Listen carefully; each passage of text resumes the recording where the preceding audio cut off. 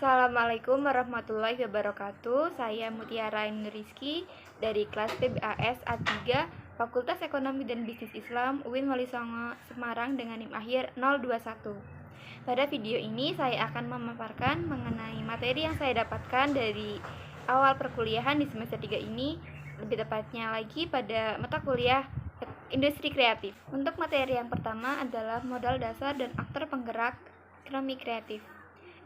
Ekonomi kreatif adalah suatu konsep untuk merealisasikan pembangunan ekonomi yang berkelanjutan berbasis kreativitas. Terdapat 3 hal pokok yang menjadi dasar dari ekonomi kreatif, antara lain kreativitas, inovasi, dan penemuan. Terdapat 4 aktor utama yang diharapkan dapat menggerakkan lahirnya kreativitas, ide, ilmu pengetahuan, dan teknologi dalam pembangunan ekonomi kreatif Indonesia. Keempat aktor tersebut yaitu komunitas, intelektual, bisnis, dan pemerintah. Materi yang kedua adalah keterkaitan industri kreatif. Peran industri kreatif adalah menciptakan kesejahteraan dan lapangan pekerjaan. Berikut ada keunggulan dari industri kreatif. Yang pertama, munculnya bisnis startup. Yang kedua, percepatan inovasi. Dan yang terakhir adalah bisnis menjadi lebih kompetitif. Pengembangan industri kreatif Indonesia yang kompetitif harusnya dilandasi oleh pengembangan potensi kreativitasnya, sehingga mereka terlatih dan terberdaya untuk menumbuh kembangkan pengetahuan dan kreativitas. Pengembangan industri kreatif Indonesia yang kompetitif harusnya dilandasi oleh pengembangan potensi kreativitasnya, sehingga mereka terlatih dan terberdayakan untuk menumbuh kembangkan pengetahuan dan kreativitas. Pengetahuan dan kreativitas yang inilah yang menjadi faktor produksi utama di dalam industri kreatif. Materi yang ketiga adalah sumber daya ekonomi kreatif. Sumber daya ekonomi kreatif adalah konsep bidang perekonomian di era ekonomi yang baru dengan mengutamakan kreativitas dan informasi. Fungsi ekonomi kreatif yang berbasis budaya lokal adalah menjaga dan mencegah adanya eksploitasi budaya itu sendiri, yang diharapkan dapat mewujudkan daya tahan yang diimplementasikan melalui pandangan hidup, pengetahuan, dan berbagai strategi. Komponen pendukung sumber daya ekonomi kreatif dapat berupa culture cluster, tenaga kerja kreatif, dan komunitas kreatif. Materi yang keempat adalah kondisi dan faktor pembentuk karakter kreatif dan inovatif. Perilaku inovatif adalah semua perilaku individu yang diarahkan untuk menghasilkan dan mengimplementasikan hal-hal baru yang bermanfaat dalam berbagai level organisasi, yang terdiri dari 2 dimensi, yaitu kreativitas dan pengambilan risiko, dan proses inovasinya bersifat inkremental. Jadi, faktor pembentuk karakter untuk menjadi kreatif dan inovatif saling berkaitan atau saling berhubungan satu sama lain. Kreatif dan inovatif adalah karakteristik personal yang terpatri kuat dalam diri seseorang wirausahawan. Materi yang kelima adalah manajemen kreativitas serta mengolah ide dan gagasan. Menurut Bob Geldof, manajemen kreativitas menyangkut pengetahuan tentang pertama, bagaimana menggali sifat-sifat yang tidak menyamai atau menandingi dari ide-ide. Kedua, bagaimana menyatakan hak kekayaan intelektual dan membuat ide-ide yang dimiliki sebagai produk yang memiliki kesamaan. Dari sisi keputusan itu merupakan hal yang pokok dari proses manajemen. Ada beberapa cara atau langkah yang perlu diterapkan untuk mengembangkan ide-ide dan gagasan dalam suatu usaha. Di antaranya, yang pertama, membangun kreativitas diri. Yang kedua, melakukan brainstorming. Yang ketiga, belajar menjadi seorang motivator yang baik. Yang keempat, tidak menunda pekerjaan. Yang kelima, ambil sudut pandang orang lain. Dan yang terakhir adalah mengubah kebiasaan dan citra diri. Ada beberapa cara atau langkah yang perlu dilakukan untuk dapat menciptakan peluang. Yang pertama, menciptakan visi dan misi ketika memulai bisnis. Yang kedua, melakukan riset pasar. Yang ketiga, menciptakan produk baru dan berbeda. Yang keempat, menyesuaikan kebutuhan konsumen. Dan yang terakhir adalah memanfaatkan kesempatan. Untuk materi yang keenam adalah HKI atau hak kekayaan intelektual.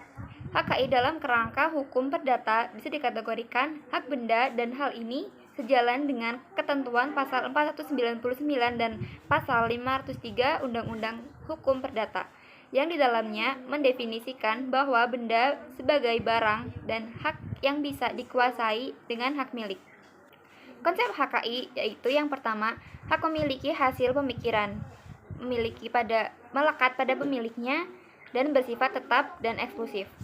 Yang kedua, hak diperoleh pihak lain atas izin dari pemilik. Hal ini bersifat sementara. Unsur-unsur HKI meliputi yang pertama subjek hukum, yang kedua objek yang dilindungi, 3 pendaftaran hukum, 4 jangka waktu perlindungan, dan 5 tindakan hukum perlindungan. HKI digolongkan menjadi 2. Yang pertama, hak kekayaan industri yang terdiri dari paten, merek, desain industri, desain tata letak sirkuit terpadu, indikasi geografis, dan rahasia dagang. Sedangkan yang kedua adalah hak cipta. Tata cara permohonan untuk percatatan ciptaan Undang-Undang Nomor 28 Tahun 2014 mencantumkan syarat sebagai berikut. Yang pertama, permohonan ini diajukan oleh pencipta. Yang kedua, mengajukan permohonan tertulis. Yang ketiga, permohonan dapat diajukan dengan menggunakan instrumen elektronik atau non-elektronik atau menggunakan instrumen kedua-duanya. Dengan yang pertama, menyertakan contoh ciptaan. Yang kedua, melampirkan surat pernyataan kepemilikan ciptaan. Dan yang ketiga, membayar biaya. Materi yang ketujuh adalah kewirausahaan. Kewirausahaan merupakan sikap mental dan sifat jiwa yang selalu aktif dalam usaha untuk memajukan karya.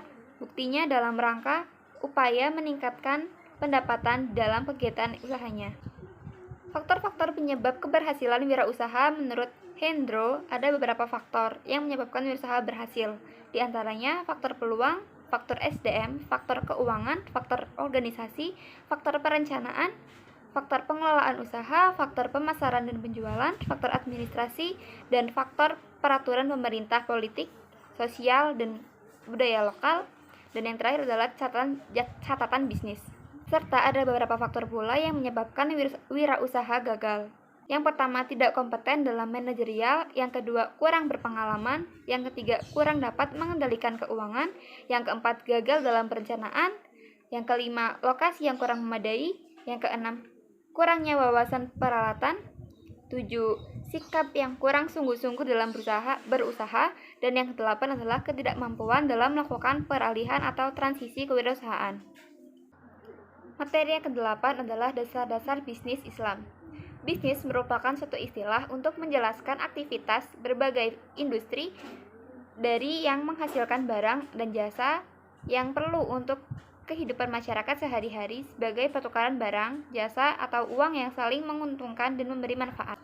Menurut Imanuddin, ada 5 dasar prinsip etika Islam, yaitu kesatuan, keseimbangan, kehendak bebas, tanggung jawab, kebenaran, kebijakan, dan kejujuran. Materi yang ke-9 adalah etika bisnis Islam. Etika bisnis Islam adalah studi tentang seseorang atau organisasi melakukan sebuah usaha atau kontrak bisnis yang saling menguntungkan sesuai dengan nilai-nilai ajaran Islam. Norma adalah aturan yang berisi petunjuk tingkah laku yang harus ditaati karena norma bersifat mengikat. Norma merupakan petunjuk hidup bagi manusia dan pedoman perilaku seseorang. Tujuan kajian etika adalah untuk menciptakan hubungan yang serasi dan saling menguntungkan antar kelompok manusia seperti individu atau kelompok dan atau lembaga. Karena acuan etika dalam kehidupan seseorang selalu mengacu pada norma moralitas sosial, peraturan perundang-undangan atau hukum yang berlaku. Materi yang ke-10 adalah manajemen dalam bisnis Islam. Manajemen berasal dari bahasa Perancis kuno yang memiliki arti seni pelaksanaan dan pengaturan, dan secara umum manajemen memiliki arti sebagai sebuah proses pengaturan atau pengelolaan sesuatu yang dilakukan oleh seseorang individu maupun kelompok. Proses manajemen yang dimaksud meliputi penyesuaian sebuah rencana atau planning, pengorganisasian, pelaksanaan, dan pengendalian. Ada 7 fungsi manajemen dalam perspektif Islam. Yang pertama adalah planning atau perencanaan, yang kedua pengorganisasian atau organizing, yang keempat ada kepemimpinan, yang kelima ada koordinasi, yang keenam motivasi, yang ketujuh ada penggerakan, dan yang terakhir ada pengawasan. Materi yang ke-11 adalah organisasi bisnis Islam. Organisasi bisnis Islam adalah keseluruhan koordinasi antar sistem yang saling berhubungan dalam rangka mencapai tujuan usaha yang didasarkan atas syariah. Tujuan organisasi bisnis meliputi yang pertama, untuk memperoleh keuntungan dari kegiatan usaha. Yang kedua, untuk menciptakan barang atau jasa yang dibutuhkan masyarakat. Yang ketiga, mencapai kesejahteraan pemilik faktor produksi dan masyarakat. Yang keempat, untuk menciptakan lapangan pekerjaan. Yang kelima, untuk menunjukkan eksistensi suatu perusahaan dalam jangka panjang. Yang keenam, untuk menunjukkan prestis dan prestasi. Yang ketujuh, untuk meningkatkan kemajuan dan pertumbuhan ekonomi masyarakat secara umum. Selain itu, ada beberapa fungsi dari organisasi bisnis sebagai berikut. Yang pertama adalah fungsi produksi, yang kedua fungsi distribusi, yang ketiga fungsi penjualan, dan yang keempat adalah fungsi penyimpanan dan pemesanan. Tipe-tipe utama organisasi bisnis menurut Islam antara lain yang pertama, kepemilikan tunggal, yang kedua syirkah, yang ketiga mudharabah. Untuk materi yang terakhir ada marketing dalam Islam. Pemasaran Islam adalah sebuah disiplin bisnis strategi yang mengarahkan proses penciptaan, penawaran, dan perubahan values dari suatu investor kepada stakeholdersnya, yang di dalamnya keseluruhan prosesnya sesuai dengan akad serta prinsip-prinsip Al-Quran dan hadis. Ada 9 etika pemasaran yang menjadi prinsip-prinsip syariah marketing dalam menciptakan fungsi pemasaran, yaitu memiliki kepribadian spiritual, yang kedua berperilaku baik dan simpatik, yang ketiga berperilaku adil dalam bisnis, yang keempat bersifat melayani dan rendah hati, yang kelima menepati janji dan tidak curang, yang keenam jujur dan terpercaya, yang ketujuh tidak berburuk sangka, yang kedelapan tidak suka menjelek-jelekan, dan yang kesembilan tidak melakukan sogok. Berikut kesimpulan materi yang dapat saya sampaikan. Ada pula, tujuan utama dari pembuatan video ini adalah untuk melengkapi tugas akhir semester mata kuliah industri kreatif. Apabila ada kekurangan, mohon dimaafkan. Wassalamualaikum warahmatullahi wabarakatuh.